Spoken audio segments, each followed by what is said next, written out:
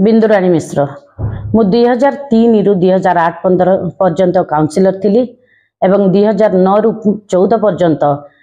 MP representative थिली। 2013 रे NSC Kotpad रो observer थिली एवं 2015 रे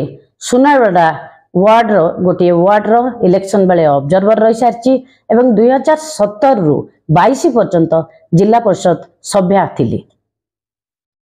देखंतु मु जदि आरंभ करी मोर राजनीति कैरियर कथा निश्चित रूपे बिजु जनता दल गठन दिन ठारू ही मु बिजु जनता दल रे रही आछि। 97 रु जेतोले गठन हेतिला से दिन रु आरंभ करी आज पर्यंत बिजु जनता दल रे माननीय मुख्यमंत्री को नीति आदर्श को अनुप्राणित हुई एवं बिजु जनता दल को भल पाई आज पर्यंत बिजु जनता दल कार्य करी आसुतली एवं विभिन्न समय रे बिजु जनता दल तरफ मते टिकट दिया जाइतिला एवं टिकट रे मध्य विजय हासिल करथिली एवं लोकन को पाई सेवा करथिली, लोकन के संस्पर्श थिली एवं आशा करुथिली वर्तमान जो महिला जयपुर विधानसभा सीट महिला को पाई उद्दिष्ट करा गला यह आगु चर्चा हेतिला जे महिला को पाई यह उद्दिष्ट रखा जाइछि एवं जेहेतु मु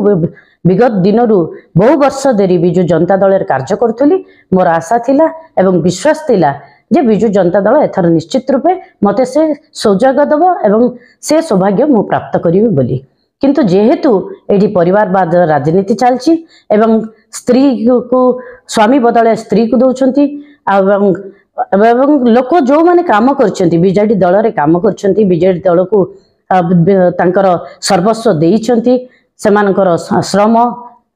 टाइम सब किछि देइछंती से दल को रो मुखिया याकू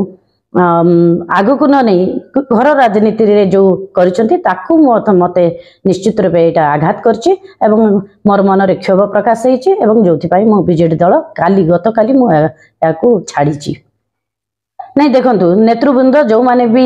अछंती जिला स्तरीय नेतृवृंद अछंती से माने मध्य दायी एवं जो माने टिकट दउछंती से माने मध्य दायी मु एथि पई दायी करिवि कारण से माने कोनसी प्रकृत तथ्य नै उनांती जो तथ्य नबा नै टिकट बांटीबा कथा से तथ्य मु भाबुची से माने सठिक रूप रे नै पारनांती जोथि पई ए भलिया गोटे निष्पत्ति नै छथि। देखंतु राजनीति रु आरंभ करथिली दीर्घ वर्ष की राजनीति करिछि आगो को कौन रहिबो कौन नाही एबे पर्यंत मु निष्पत्ति नैनी किंतु जदि निष्पत्ति नेबे आपण माने आगरु निश्चित रूपे जानिबे।